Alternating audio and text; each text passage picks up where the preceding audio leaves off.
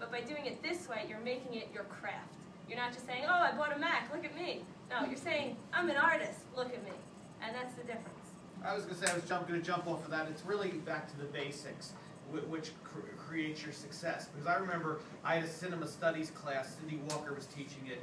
And I remember I liked the class, but in hindsight, I really appreciate the class even more. It was cinema studies, and we were watching the classics, Hiroshima Mon Amour, Fritz Lang's M, Open City. And I was watching these movies, and we'd have to do a paper after every one. And I remember liking it, but maybe now I really like the class. Because I look back at these basic, this what's creative film language and what film is about, or even telling stories, and I'm like, I'm glad I watched them, back then. It said basics that they're teaching you now at the school, and I think that's really what it's about for me, that creates your success, is learning all those basics, so as you go on, you've got an absolute understanding of it. Because I see people in the industry all the time, and it's like, they're just clueless. Yeah.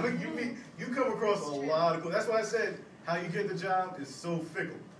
Because there's people that really shouldn't be working. Like we'll sit there like, oh. And everything, no matter what you're doing or wherever it is, you want to have that. You want to have those foundation things. Whether it's having seen a movie that no one's seen, or cutting on something, having the understanding of how to make it work, how to process it.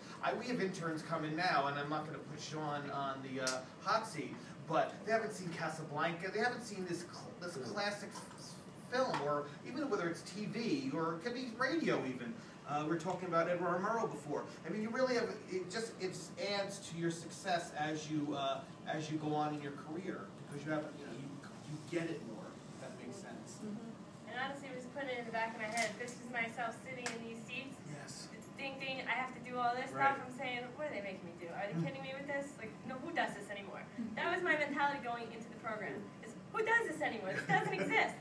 And it wasn't until I graduated that I can really appreciate why, and why we do what we do, why this is offered. And it really makes you appreciate it more because you learn your craft.